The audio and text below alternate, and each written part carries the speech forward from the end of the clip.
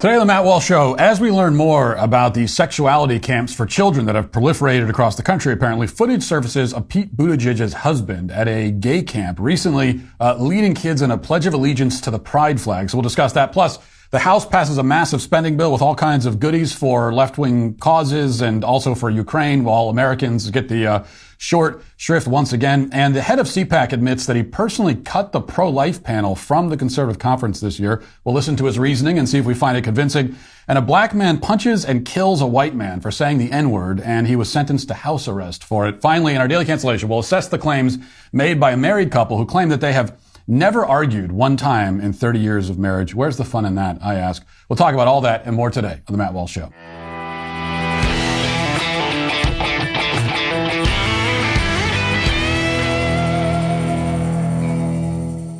Well, you know, the pro-life movement has to maintain its momentum now more than ever. And what better way to help than by supporting the charities and causes that you care about?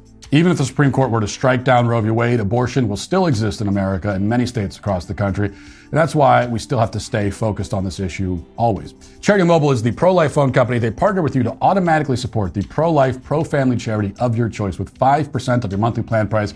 And they have sent millions of dollars to charities so far. There are a lot of perks that come with this as well. New activations and eligible accounts get a free cell phone with free activation and free shipping when you mention offer code Walsh. Charity Mobile makes it easy to switch. You can keep your existing phone number, and you might be able to keep your existing phone as well. If you want a new phone, though, no problem. Charity Mobile has a variety of options from the latest 5G phones to low-cost smartphones and basic flip phones as well. They even have a phone with parental controls that allows you to disable and password protect Wi-Fi and cellular data usage. And if you are going to get a phone for your kids, I could not recommend going this route enough. And of course, you know, Charity Mobile is going to provide options like that because this is a family-friendly company. There are no contracts, no termination fees, and no risk with a 30-day guarantee. So switch to Charity Mobile and support the causes you care about. Call them at 1-877-474-3662 or chat with them online at CharityMobile.com and mention offer code Walsh. So there's a famous story about Hernan Cortez that I think I've told before, where the Spanish conquistador landed in Mexico in the early 1500s and proceeded to topple the mighty Aztec Empire with only his small gang of soldiers and the Indian allies that he made along the way. Now, as the story goes, early upon their arrival, some of Cortez's men were restless and antsy and afraid, as you might expect, and not fully committed to the task. So Cortez, wanting to take away any temptation or the ability to flee, he made the decision to scuttle his own ships. He intentionally sank the boats that he came in, effectively stranding himself and his men in this unknown land, because the message was clear. There's no going back. There's nowhere to run. This is where we are. We're out here in this hostile wilderness, so you might as well prepare to fight. It's the only choice you have, so you got to just commit to it. Cortez was totally outnumbered. He was in a place he didn't know, controlled by a violent enemy, an enemy which preferred to capture you alive and rather than kill you in battle, so that they could take you up their temple and cut out your heart and sacrifice you to their war gods. Cortez had put himself in a position where now he would either have victory or he would have his heart cut out. There was no third option. So full commitment was the only way forward. I think about the story a lot because I find striking parallels between Cortez's situation and our own in our culture today. Now, we as conservatives, obviously, we're not facing the prospect of having our hearts cut out of our chests, not yet anyway, but we do confront an enemy who engages in its own form of human sacrifice and is much more efficient and prolific in that regard than the Aztecs ever were. But mainly, though, it's that if you're not an adherent to the leftist religion, no matter how else you identify yourself, no matter what political label you claim for yourself, if you're not an adherent to the leftist religion, then you are living in a totally hostile environment. You are living in an empire ruled by forces that hate you. You have no institutional power. You also have no way out. There's nowhere else to go. So you might as well commit fully to the fight. I think the situation was made even clearer over the past few weeks as we've watched what's happened in response to the Florida anti-groomer bill, which we've discussed extensively on this show.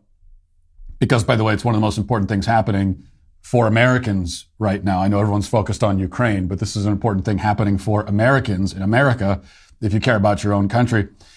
The bill would merely prevent the sexual indoctrination of children in grades 3 and younger. It would, as you know, prohibit teachers from teaching 6-year-olds about sexual orientation and transgenderism and so on. things that no decent person wants teachers to talk to little kids about anyway. But as we've covered, the left controls the flow of information in this country so much that they've been able to rebrand this bill with absurd falsehoods and fabrications, pretending that it outlaws the word gay from schools and even from the entire state. Yesterday, Jen Psaki was asked to weigh in, or rather, she was asked to speak for the White House, as she does. What does the White House think of all of this? And of course, she echoed the familiar narrative. Let's listen. I think that you have seen the president speak passionately about his view that a bill like this, a bill that would discriminate against families, against kids, put these kids in a position of not getting the support they need at a time where that's exactly what they need, is discriminatory. It's a form of bullying. It is horrific. I mean, the president has spoken to that. In terms of his views and comments from 25 years ago, I think the most important question now is why are Florida leaders deciding they need to discriminate against kids who are members of the LGBTQI community? What prompts them to do that? Is it meanness? Is it wanting to make kids have more difficult times in school, in their communities? I would pose that question to them, and we can talk about it more tomorrow if you get an answer. So kids are bullied, she says, by not being sexualized and groomed. It is horrific, she says, to not talk to little boys and girls about their sexual orientation. That horrifies her. The idea of not talking to 6-year-olds about their sexuality is horrifying. It is discriminatory to refrain from having sexually inappropriate conversations with small children. That's the position the White House has taken. But there are institutions far more powerful in our culture today than the White House. Institutions like Disney, for example, which is why the saga surrounding Disney as it pertains to this bill has been so revealing. Now, as we know, Disney at first took no position on the anti-groomer bill. They didn't talk about it at all. They didn't say anything. But then after a few days of pressure from the left, the CEO sent out a memo to his staff, which we read on this show a couple days ago, reaffirming his commitment to and deep admiration of the LGBT community. But that wasn't good enough either. So then in the latest development, after another 24 hours of outrage directed his way, finally, Disney CEO Bob Chapek caved all the way. And as CNN reports, Disney CEO was criticized Monday for speaking out about, but not directly condemning, Florida's controversial Don't Say Gay bill, with some feeling that Disney's statement fell short. On Wednesday, Chapek agreed with the criticism. Quote, "I understand our original approach, no matter how well intended, didn't quite get the job done," he said during the company's annual shareholders meeting. Chapek took a stronger stance against the bill Wednesday, telling shareholders that he called Florida Governor Ron DeSantis Wednesday morning to convey the company's disappointment and concern. Chapek said that if the legislation becomes law, it, quote, could be used to unfairly target gay, lesbian, non-binary, and transgender kids and families. You can't really target non-binary and transgender kids because that doesn't exist in reality. The governor heard our concerns and agreed to meet with me and LGBTQ plus members of our senior team in Florida to discuss ways to address them. And then he also claimed that he'd been working behind the scenes to fight against this bill. Now, if it concerns you that the company which produces so much children's entertainment in our country has now come out so forcefully in favor of sexually grooming children, well, that means you're paying attention. And also, if you're paying attention, you've noticed how the left wields the power to bring even the most powerful corporations in the entire country under its thumb. So think about this. The left made up out of thin air a completely fictional story about a law that outlaws the word gay. Completely fictional. And they managed to get that story told by every major news outlet and by the White House and now by the biggest media company in the entire world. This is the power they wield. Now, they gain this power by claiming each successive generation as their own. And they do that by reaching each successive generation early and often. So we talk all the time about the situation in schools. Only this week we started focusing on the proliferation of these weird cultish summer camps where children are subjected to an even more intense barrage of often sexual indoctrination. Yesterday we heard about the sexy summer camps, quote unquote, for kids, where a group of LGBT witches, that's how they identify themselves, teach about the wonders of masturbation and do-it-yourself abortions. Today, there's this report in the Daily Wire. It says a sex education summer camp for children in grades 3 to 5, so this is a different one, okay, will include a condom demonstration in grades 3 to 5, among other camp activities. The sex ed summer camp for students as young as 7 is scheduled to get rolling this June in northern Indianapolis. The camp is set to run June 6th to 10th, 8 a.m. to 5 p.m. at a barbecue joint in the city. Quote, at this age, kids are primed for level-headed learning. They are information gatherers. There is no shame or ickiness associated with using Band-Aids, and that same philosophy is applied to condoms and other barriers in this body-positive curriculum, according to the flyer. In addition, the kids will not be separated by gender when learning about puberty, bodies, and sex because, quote, gender is a spectrum, and everyone needs to learn about all bodies, according to the flyer. So this will be in the middle of Indianapolis, condom demonstrations for 7-year-olds that parents will choose to send their kids to. And if that wasn't bad enough, also today, last but certainly not least creepy, we have this video first posted by Log Cabin Republicans of Richmond, posted disapprovingly, I should mention, which shows a guy named Pete Buttigieg, who is Pete's husband, leading children at a gay camp in a pledge to the gay rainbow. See for yourself. All right. I pledge my heart. To the rainbow. Of the not so typical gay camp. One camp. Full of pride. Indivisible. With affirmation and equal rights for all. Watch your heads. Now, those were young kids in there. That doesn't tell you exactly what ages they were, but you're looking at middle school at least, up and probably into high school. That was a gay camp for kids in Iowa. Now, I can remember when I was a kid, their camps were pretty common. Kids would go to summer camps. I went to a few camps myself. But back in those days, back in the dark ages, you'd go to camp and you'd learn how to camp. There'd be like tents. You'd learn outdoor skills. You'd learn how to make a fire. Maybe for older kids, there'd be rather for younger kids, a camp would involve arts and crafts. You'd play games. You'd do archery, those sorts of things. That's what camp was. Now we have sexuality camps for kids. And by the way, there's no corollary for this for heterosexual kids. So it's not that it's, what you hear from the left is, oh, well, you'd be fine if these were straight kids. No, a heterosexuality camp for kids, I would not be in favor of either.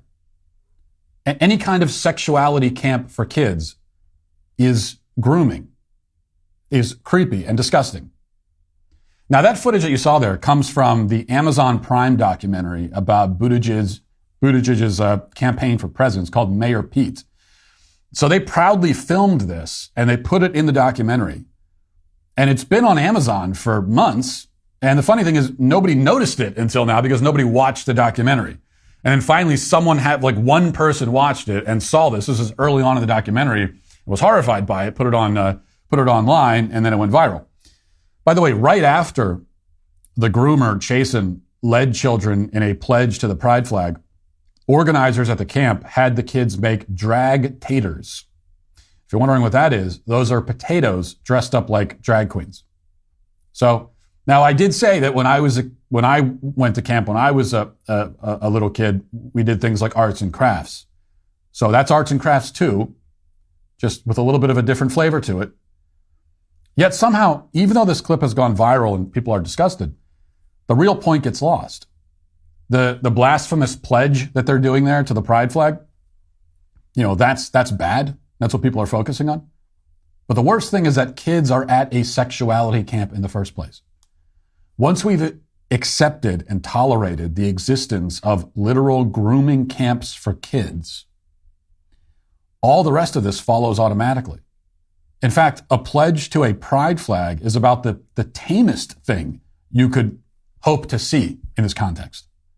At least Chasen wasn't giving the kids condom demonstrations, though maybe they saved that for when the cameras were off. I don't know. Still, the pledge is quite significant because this is how they want the kids to see themselves and to see the world. They want kids from the youngest ages to define themselves by their sexuality and to have loyalty first and foremost and exclusively to their victim group, their sort of sexual tribe. Of course, young kids don't really have a sexuality at all, which means that the first task is to rob them of their innocence and of their childhood so that they can be molded and exploited. This process plays out in schools and in media and in Hollywood, and they even have whole camps set aside now for that purpose. They do all of this out in the open. They film it and put it on Amazon. They're proud of it because this is their culture. This is their society, for better or worse, and it is only for the worse. This is what we face, what our kids face, pure evil. We might as well fight it with all we have. Go all in because there's no other choice. Now let's get to our 5 headlines.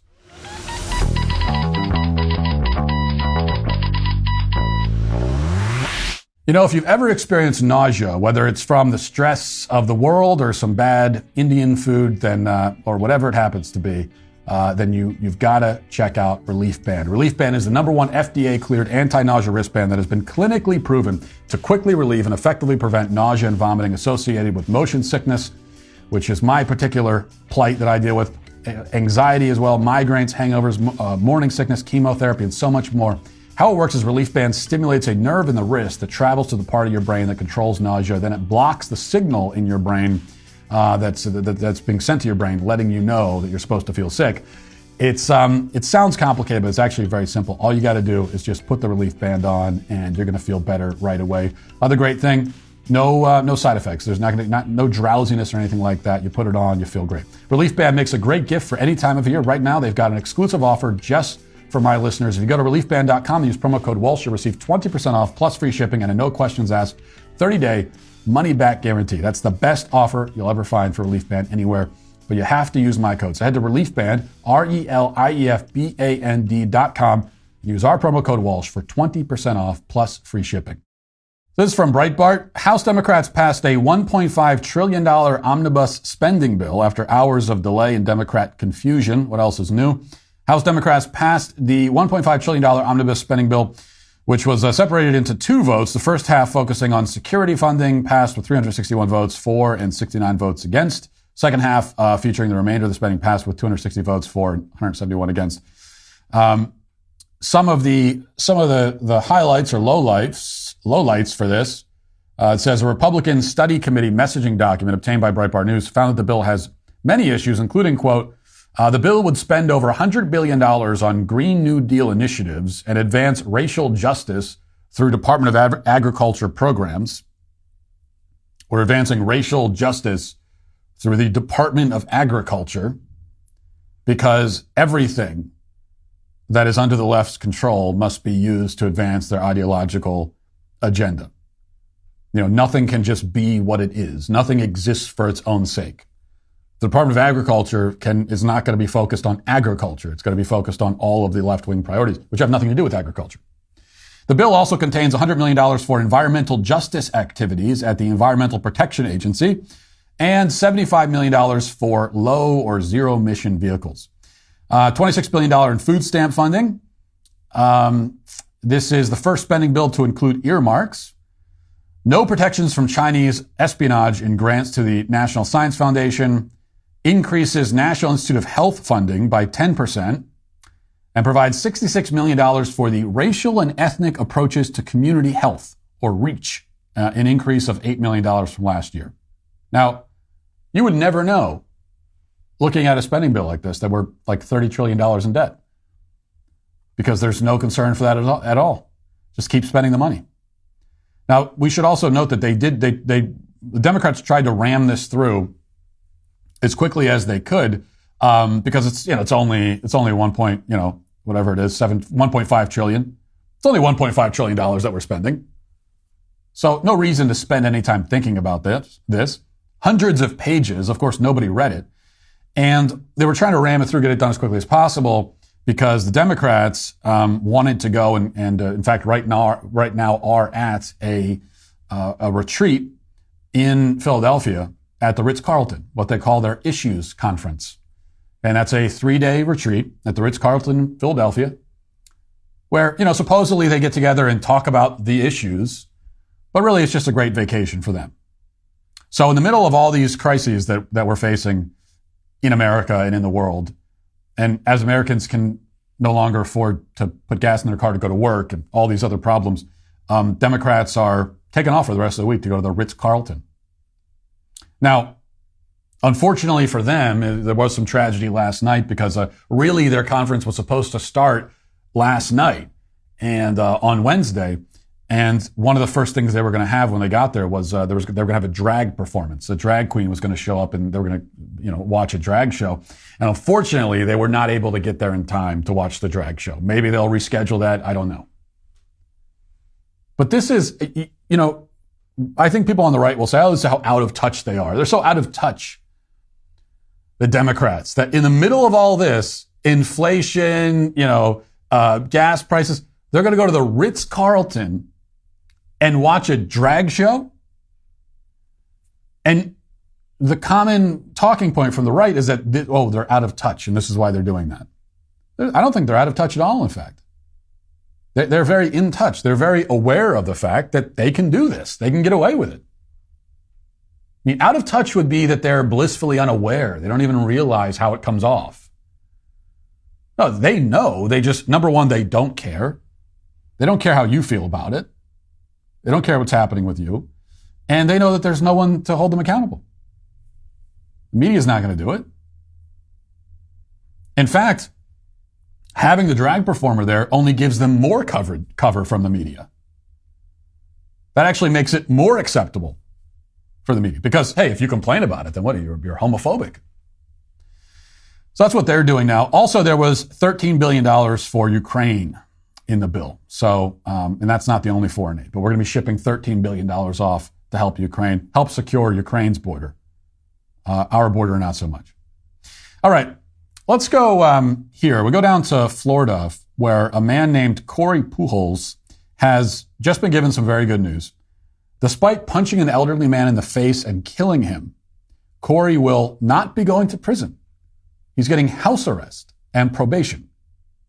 House arrest and probation for Pujols for his victim, the morgue. So let's back up and give some context here. NBC reports, it says a Florida Dunkin' Donuts employee was sentenced to 2 years on house arrest after he pleaded guilty to fatally punching a customer who used a racial slur. Corey Pujols, 27, was initially charged with aggravated manslaughter after he punched a 77-year-old man in the jaw following an altercation. In May, he pleaded not guilty, but agreed to change his plea for the lesser charge of felony battery. The incident began when the customer, identified by the Associated Press as Vanell Cook, became upset over the lack of service he was receiving. He was apparently in the drive-through line, and the service was pretty slow, as frankly it tends to be at Dunkin' Donuts. And they should take some customer service classes from Chick-fil-A. Like Chick-fil-A, you could get in the Chick-fil-A line. This is not really the point at all, but I'll just say, Chick-fil-A, you get in the line, and there's 30 cars in front of you, and you get in that line, and then you could look over the parking lot, and there's Dunkin' Donuts, and there's 3 cars in line, and the person who's 3 cars back will be in that line longer than you are, 30 cars back in the Chick-fil-A line. So, wasn't getting any service to the Dunkin' Donuts. He was upset about that. He went inside, and then NBC continues, police said Cook and Pujols started arguing, and that Cook called the Dunkin' Donuts employee, who was black, a racial slur. A criminal report affidavit states that the customer called him the N-word, and then he told Cook not to repeat it, and he did repeat it, and then Corey jumped over the counter and punched him in the jaw. Cook was knocked unconscious and fell, hitting his head on the floor, and had a skull fracture and contusions on the brain, and then he died 3 days later. Now, so this is an interesting case for me, because the victim, Vanell Cook, is, or was rather, by all indications, a total scumbag. And we do have to acknowledge that. Not only was he berating a minimum wage customer service worker and calling him racial slurs because he was upset about the service being too slow, but he was also, according to the reports I've read, a sex offender and a pedophile. It's probably telling that apparently nobody from Cook's family, 77 years old, nobody from his family showed up to the sentencing. Nobody showed up in the family and protested the fact that such a light sentence. Now, I'm personally not at all sad that a pedophile is dead. What's more, even leaving aside the pedophile bit, if you start screaming in another man's face and insulting him and I don't care what words you use, you start screaming in another guy's face and insulting him, you deserve to get punched. That's my feeling. You deserve it. If you're in a physical state where a punch to the head might kill you, then watch your mouth is probably the best way to go. So I don't see someone as a victim. You start getting in someone's face and screaming at them, and they give you a chance to stop, and you don't, and they even warn you they're going to punch you in the face, and you keep going, and then you get punched, you're the victim. I don't really see it that way. You really brought that upon yourself. I also don't think that hitting someone is automatically worse than insulting them.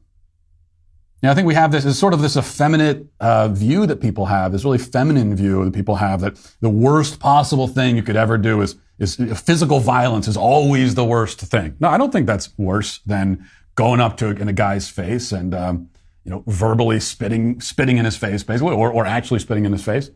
So that's the way I feel. That's my personal view. And yet my personal views on these subjects aren't reflected by the law, nor necessarily, nor should they be. Perhaps, at least until I'm theocratic fascist dictator. Like, I personally think that if you get in a guy's face and start insulting him and you get punched, that's on you. You had that coming. But that's not what the law says. And probably I'll admit that the law that's not a precedent you can actually set, or you probably want to set. So, then you think that really what happened here is a guy was killed for saying a bad word. Do we want to set a precedent that allows that? I mean, Corey, the Dunkin' Donuts employee, he didn't know that Cook was a pedophile, as far as I know. So that didn't factor into this. He also didn't hit him for screaming at him and berating him generally. He hit him specifically for saying the N-word. And now he gets house arrest. So is the precedent that people who say this one magical word can be killed? The judge, in explaining the sentencing, specifically mentioned this. He mentioned a few things. He mentioned how, well, he didn't mean to, this was not an intentional homicide. He wasn't trying to kill him. He punched him one time. And that's true. That does factor into it's not premeditated murder, so that's going to factor into sentencing. But he also mentions the severity of the horrible word that was used. Like, that's because of that specific word. That's one of the reasons why he's not going to go to prison. Is that the precedent now? That if someone says this word to you, and you're a certain skin color, and they have a certain skin color, then you can kill them. That's certainly the feeling of people on social media who are celebrating this. To them, even leaving aside, pedophile, leaving all that aside, Cook deserved to die, not because he was a pedophile or anything else, but because he said that word. And the court seemed to have vindicated this position, which to me seems rather troubling. And you worry about the precedent there. Also, I think we could say this completely destroys the idea of any anti-black systemic racism in the court system. I mean, this was a black guy who killed a white guy for saying a word and isn't even getting no prison time for it. If our court systems are systemically racist in an anti-black way, then you would think it wouldn't work out that way. So, interesting case there, though. All right, let's move to this. Not to pile on, but we talked about Matt Schlapp in the Daily Cancellation yesterday. He's the guy who runs CPAC. He runs the American Conservative Union, which itself runs CPAC, which of course is the largest conservative gathering in the country every year. And what we talked about yesterday is he sent out a tweet basically in support of Leah Thomas, the trans swimmer who's invading women's sports, women's swimming, and stealing all these medals, and also exposing himself in the locker room to women. He put out a tweet in support, calling for compassion for Leah Thomas, and also referring to Leah Thomas as a her. He's trying to backpedal from that. He issued some statements and trying to back away from it. Well, since this conversation has started now about Matt Schlapp and about CPAC and everything else, there's another video that has now gone viral. This is Matt Schlapp very recently at the last CPAC, which is just a couple weeks ago.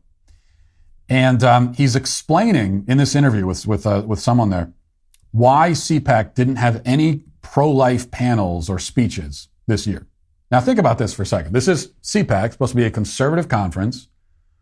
The pro-life movement is one of the foundational aspects of the conservative movement, generally speaking. At least that's the way I see it. And there's a chance that Roe v. Wade is overturned this year.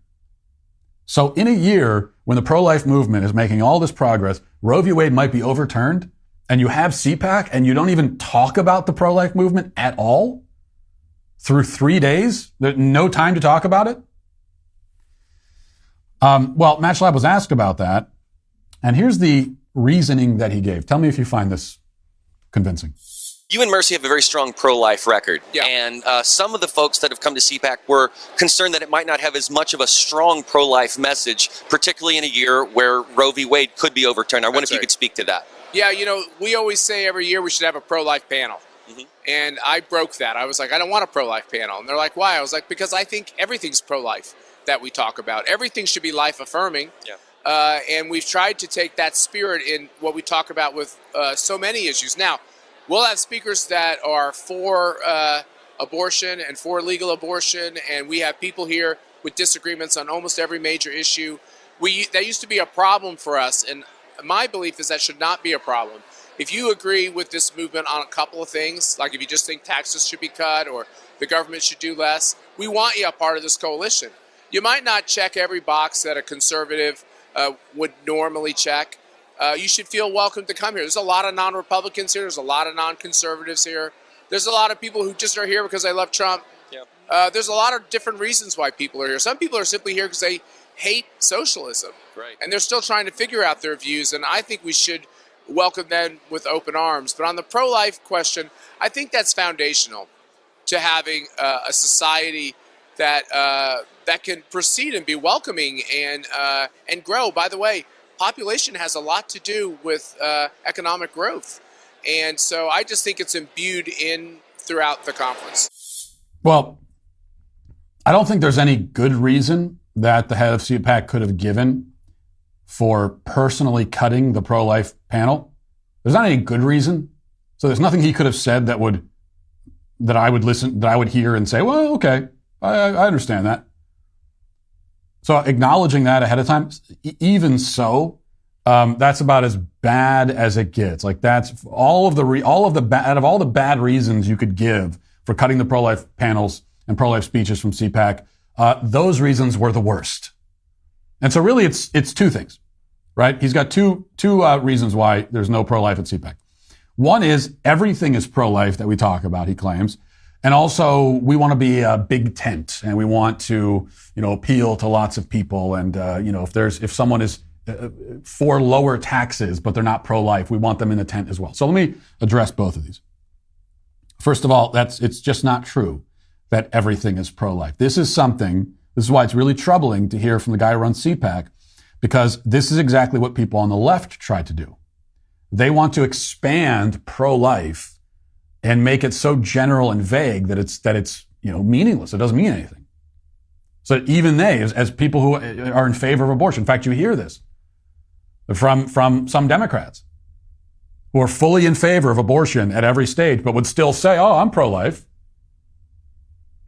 even though I'm in favor of killing babies. And then this is something that they flip around and try to use against people on the right. And they say, "Oh, well, you say you're pro-life, but you're not in favor of spending more on entitlements, or you're not in favor of student loan forgiveness. If you're pro-life, then you should also hold all of these other views, because all of this also is part of the pro-life cause, I've decided." They want to expand it, make it general, make it vague so it doesn't mean anything anymore. I mean, if everything is pro-life, then nothing is pro-life. But it's not true that everything is pro-life. The pro-life movement is very specifically focused on the issue of abortion. Now, it's true that the reason why we're opposed to abortion is that we believe that human life is sacred, and we believe that it is always wrong to intentionally destroy innocent human life. That's our position. That's why we're pro-life. That's why we're against abortion. And yeah, we need to take that position and apply it consistently, sure. So all that means is that if we're saying it's always wrong to intentionally destroy innocent human life, then we should be against intentionally destroying innocent human life in any context, which we as pro-lifers are. There's no context where we're okay with intentionally destroying innocent human life. But that is the pro-life ethic. That's the pro-life position. There is only one area in American life right now where it is actually legal to intentionally destroy innocent human life, and that is in the womb. And that's why that's the fight. That's what we're focused on. So if you're not talking about abortion and why abortion is wrong, then you're not talking about the pro-life issue. This is a way of evading the issue by, again, making it general and making it vague. And this idea of the big tent. So we want to bring people in. You know, if you're in favor of lower taxes, but you're not, but you like abortion, we want to have you in the tent. Well, if our tent is that big, then there is no tent. Okay? Then the tent doesn't exist anymore. There is no movement. If our movement is that big, then what is the movement? Where are we headed exactly? The thing about a movement is that you need to be headed in a certain direction. Like, you're moving, right? Now, at least among the left, they know which way they're moving. They know where they're trying to get. They know what their objectives are. And that's why they're so successful. One of the reasons why they're so successful in the culture is because they stay on message. They know what they want. They know where they're going. And that's why they have success. The problem we have among conservatives is that, like, nobody has any idea what we call it a movement, but where are we going exactly? Why are we going there? Why does any of this matter? What is the sort of what are our overarching or our underlying principles and values? Here's what I'll say. You know, someone who is in favor of if you are in favor of lower taxes, but you're pro-abortion, then I have nothing meaningful in common with you. We're not in the same movement.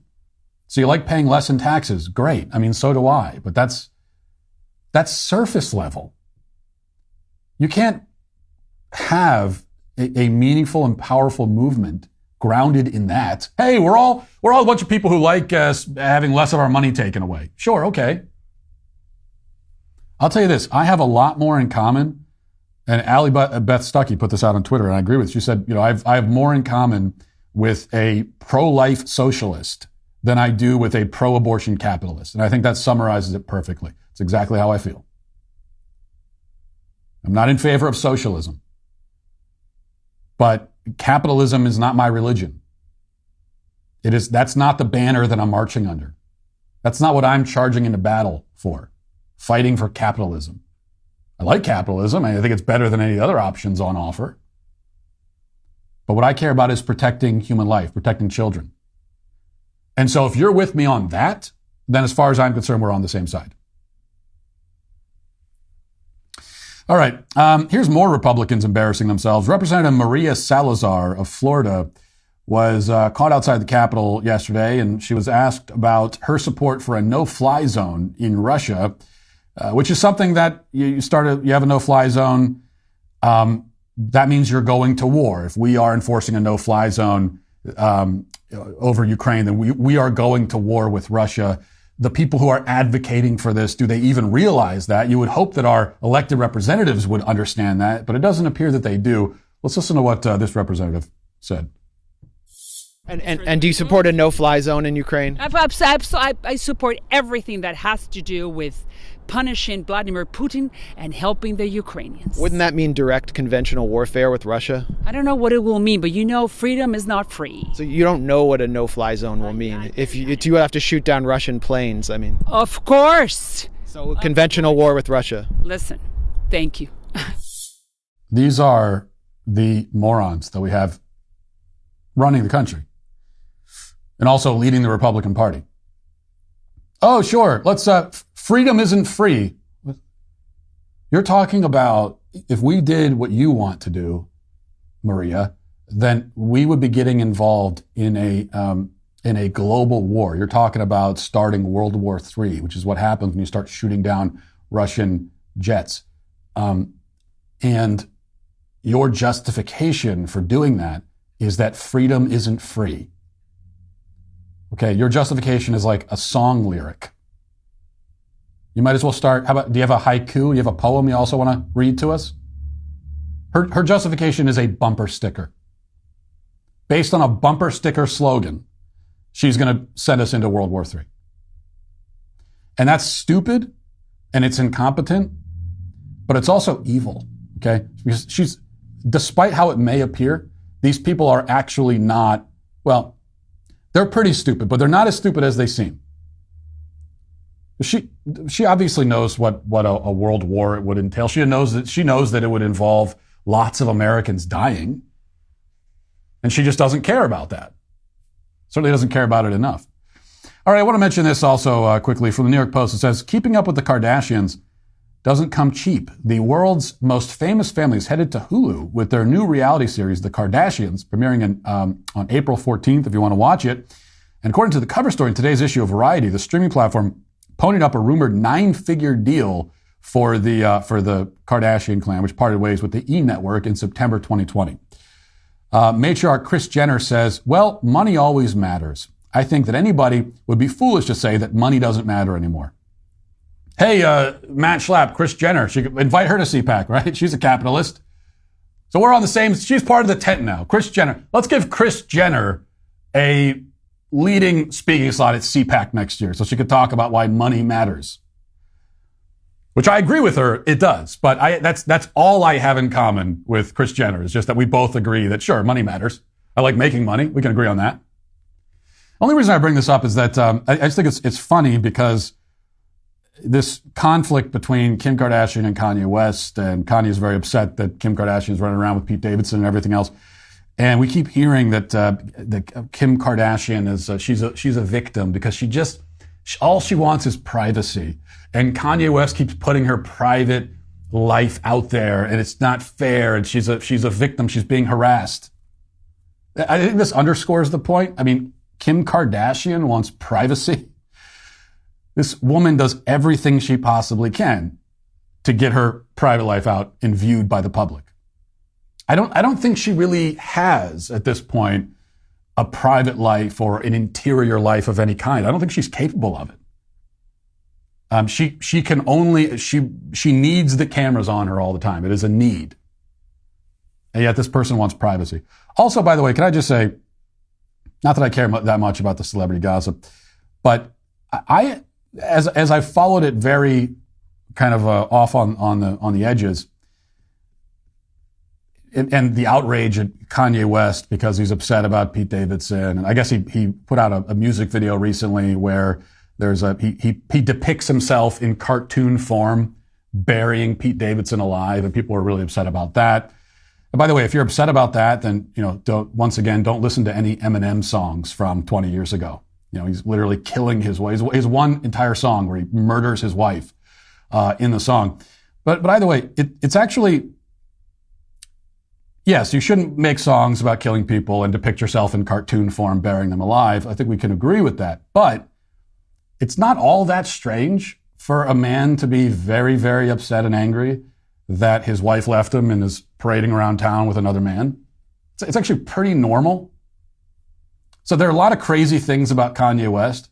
This is actually one of the most normal things.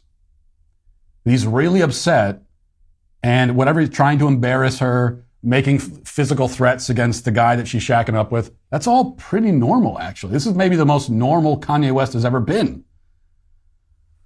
That's as far as I'll go in defending Kanye West. Because, by the way, he is also parading around town with his own new woman. So he's not exactly a victim here, but I feel like I should mention that. Let's get to our comment section. If you're a man, it's required that you grow a beard. Hey, we're the Sweet Baby Gang. All right, let's go right to the video comments. I think we actually have a couple. I'm feeling optimistic this time. Let's go to clip 7.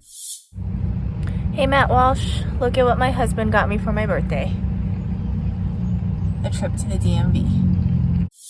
That's amazing. See, that is what we need in the video comment section. And that is someone committed. That is a license plate. So now you can get if you haven't thought it, you get a custom Sweet Baby Gang license plate. She has SBG forever on her license plate. That is amazing. I just have to applaud you for that. You are certainly not banned from the show. I give you a place of great honor and distinction now.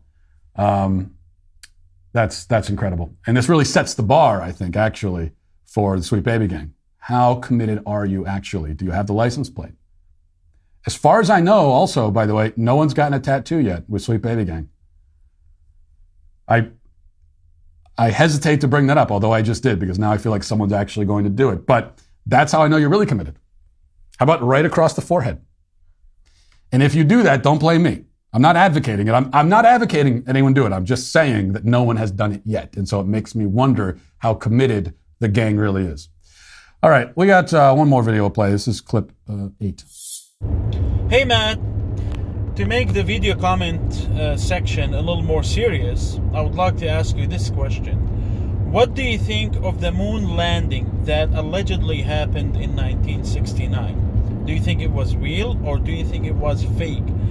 Frankly, I used to think it was real, and I used to make fun of people who doubt it. But I've seen enough evidence that it was fake.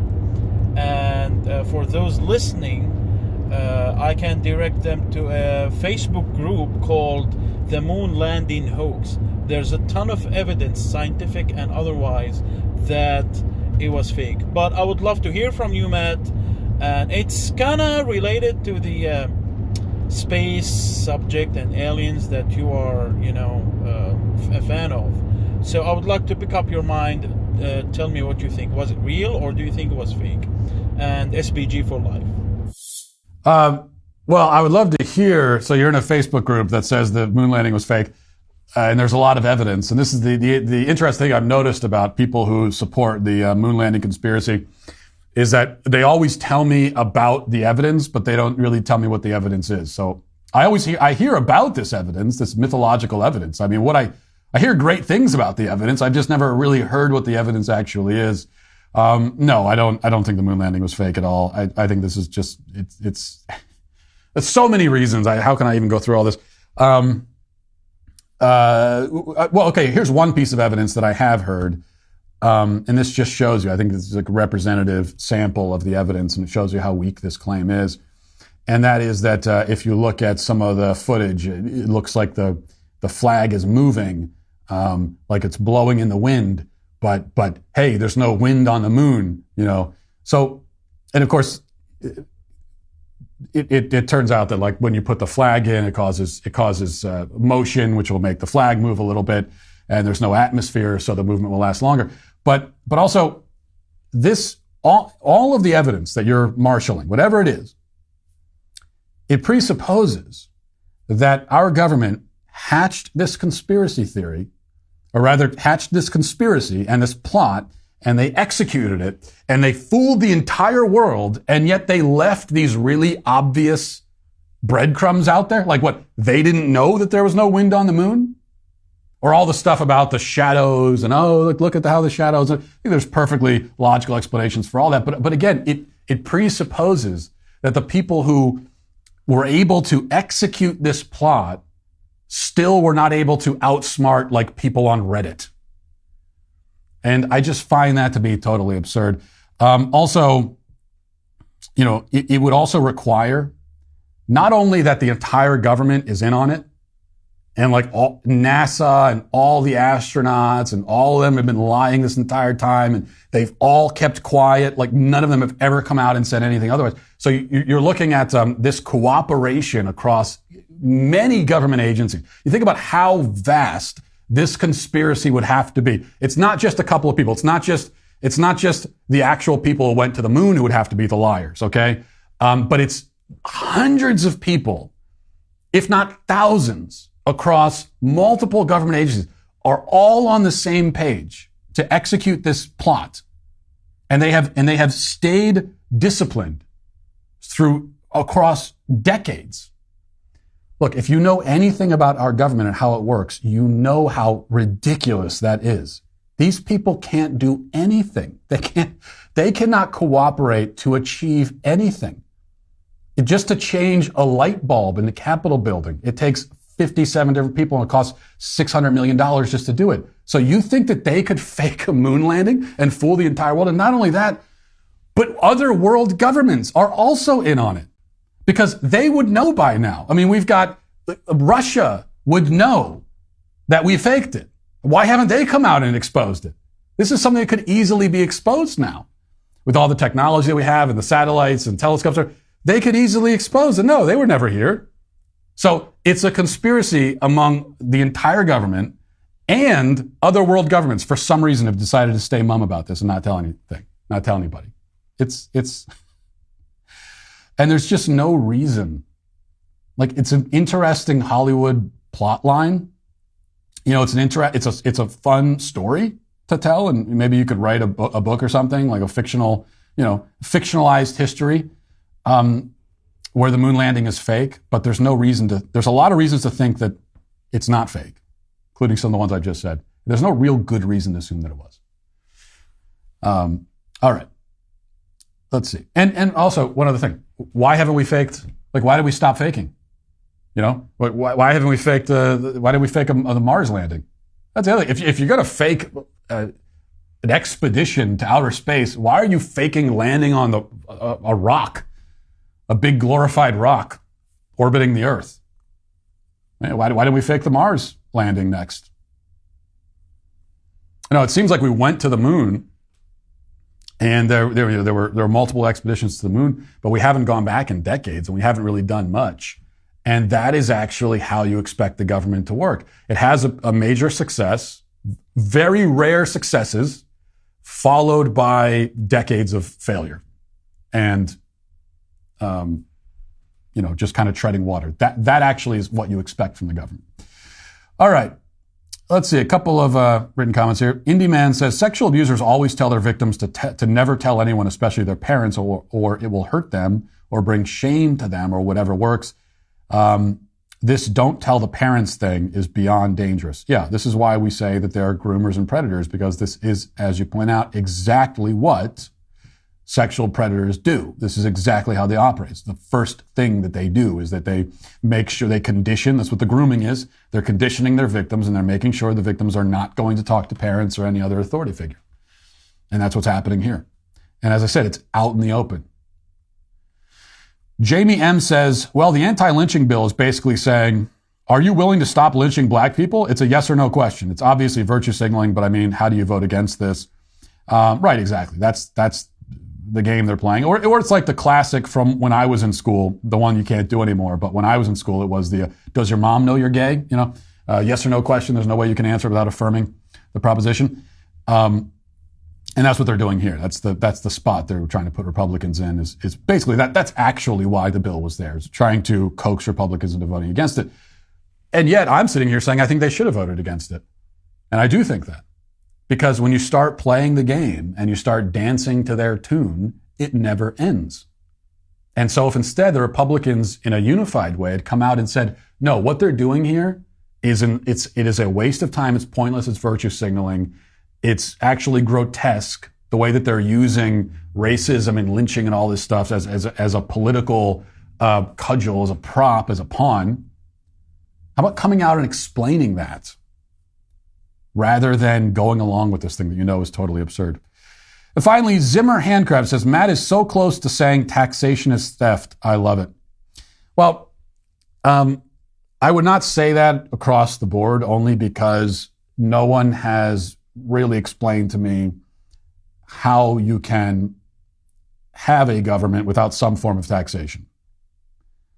And if you're saying, well, let's not have a government, no one's explained to me how you can have a civilized society without some form of government. So in order to have a civilized society, you need some form of government. In order to have some form of government, you need it to be funded. And so you need some form of taxation, which is why I wouldn't say taxation is theft in general. But there are many forms of taxation that are. And I do think that the income tax is theft, especially the way the income tax works now, where they go in and take your money before you get your hands on it. Yeah, that I do think. Tonight's the night. It's the premiere of our next big hit, The Hyperions. The pre-show begins at 8:30 p.m. Eastern. So you got to make sure that you head to Daily Wire YouTube channel and you set a reminder to catch the live streaming. You're not going to regret it. This movie has no political agenda. It's not woke. It's all about entertainment. And you can cclearly see that in the trailer. Check it out. My name is Vista Mandelbaum.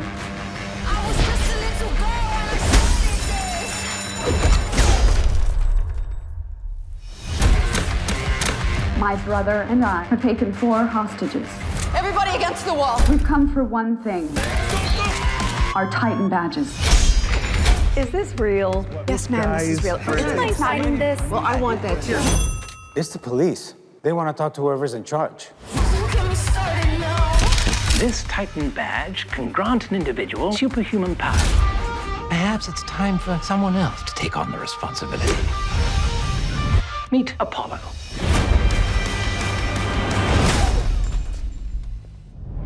I'd recommend next time using your power. Yeah, if you think so. Calling all Hyperions. On my way. You're making such a mess in here. We've got a Hyperion en route. Not a good time to look stupid.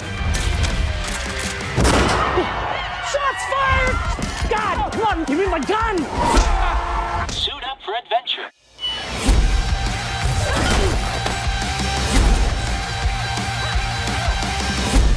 She's trying to destroy me. Next question. How's the family? The family is, gosh, what is it? Marvelous.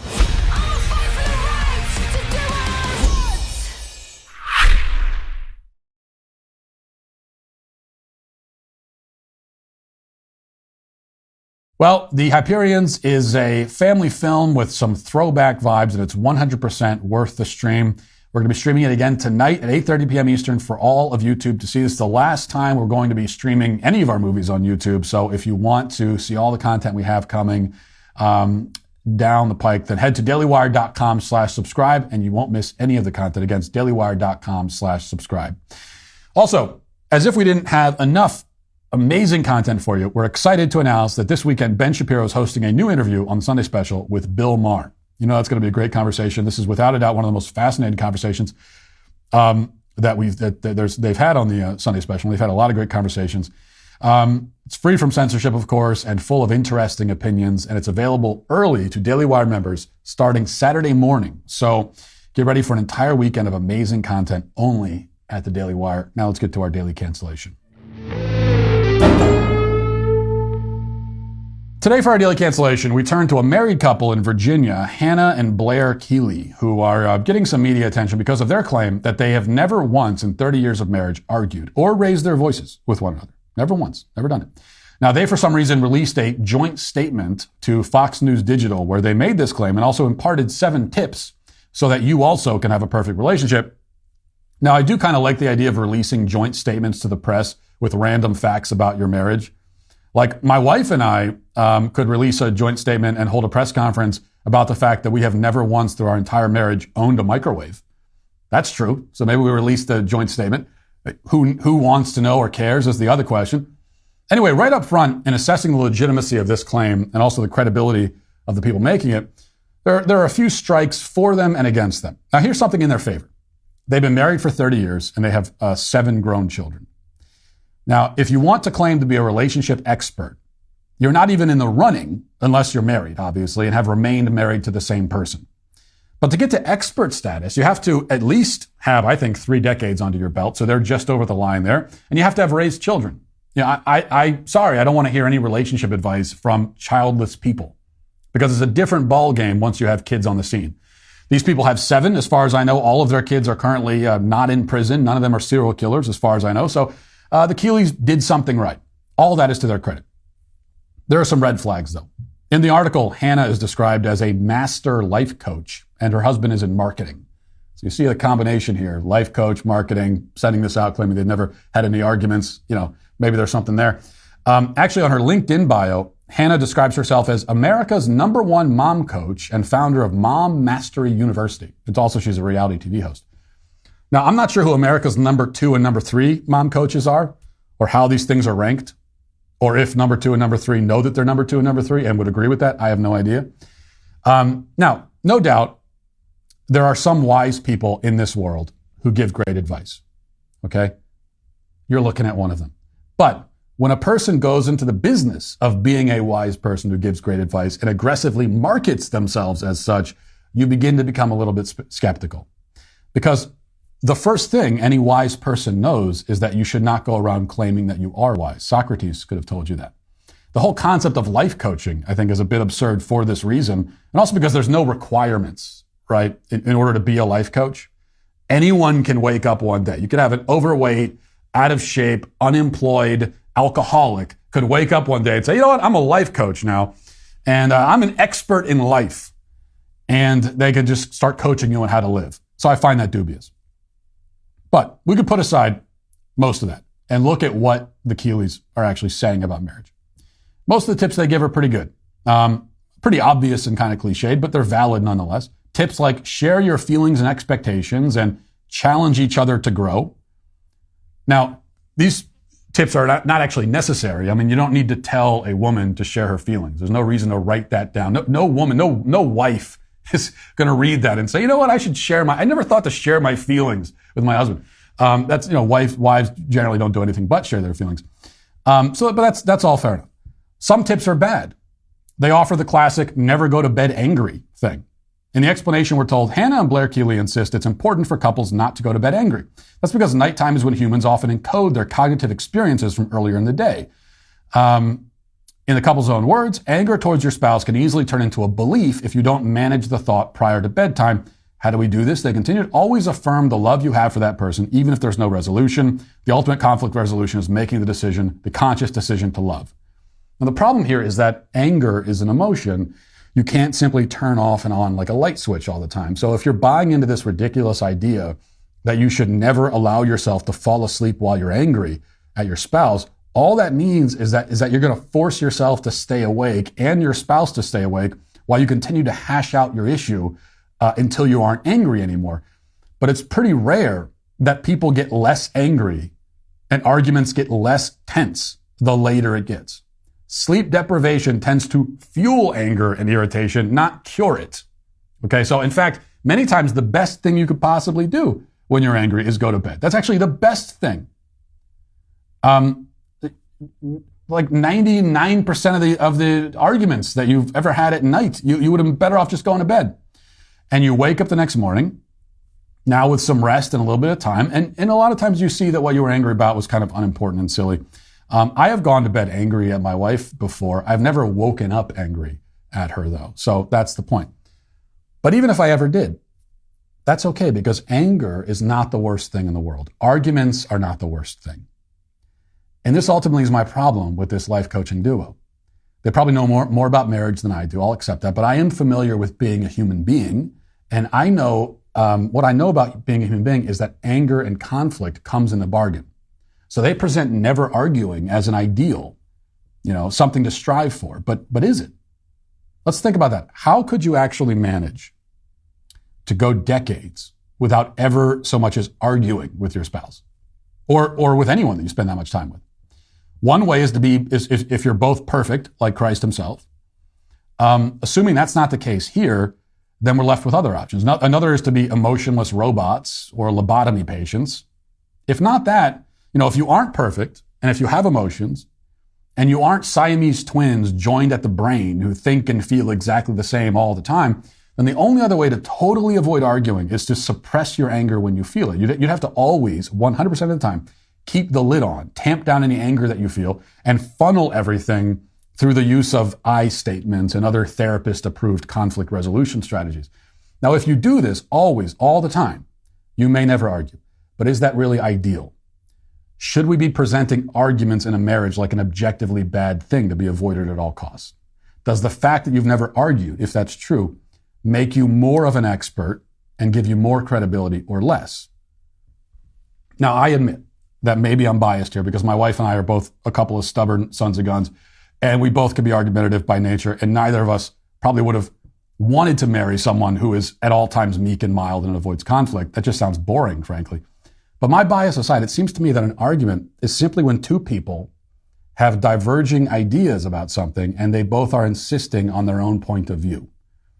That's an argument. And it's not bad. There's nothing necessarily bad about that. This is another feminine, just like the idea that I mentioned before, two men are in an argument and the worst thing that could ever happen is any kind of physical altercation. Well, there's also this idea that arguments themselves are always bad things. Arguments happen when people are asserting contradictory viewpoints. Now, there are bad ways to assert your point of view. If you're screaming and cussing, that's bad. Obviously, in a marriage between a man and a woman, this is an argument between men and women, if you're getting physical, that's always bad. Also, if you constantly feel the need to assert your view about every little thing, then all you're going to do is argue, and that's bad.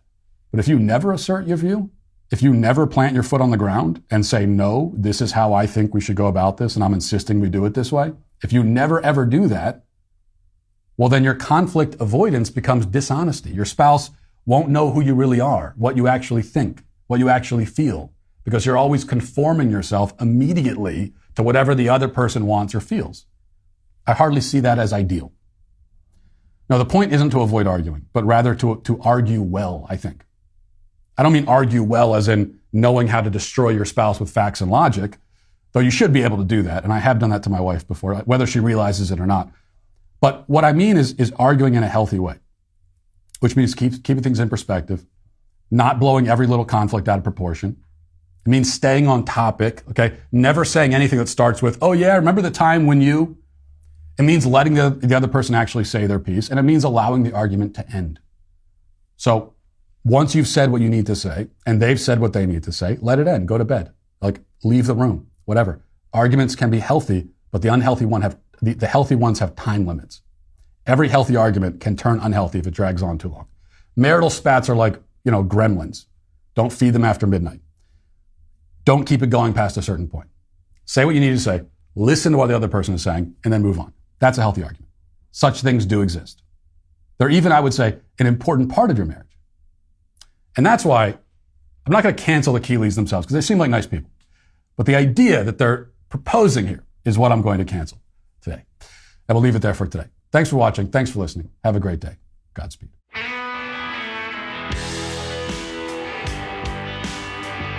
The Matt Walsh Show is produced by Sean Hampton, executive producer Jeremy Boring. Our supervising producer is Mathis Glover. Our technical director is Austin Stevens. Production manager Pavel Vodowski. Our associate producer is McKenna Waters. The show is edited by Robbie Dantzler. Our audio is mixed by Mike Coromina. And hair and makeup is done by Cherokee Hart. The Matt Walsh Show is a Daily Wire production. Copyright Daily Wire 2022. Florida's parental rights bill passes the Senate. The deep state changes its story on biolabs in Ukraine, and Trump explains how he deterred Vladimir Putin. Check it out on The Michael Knowles Show.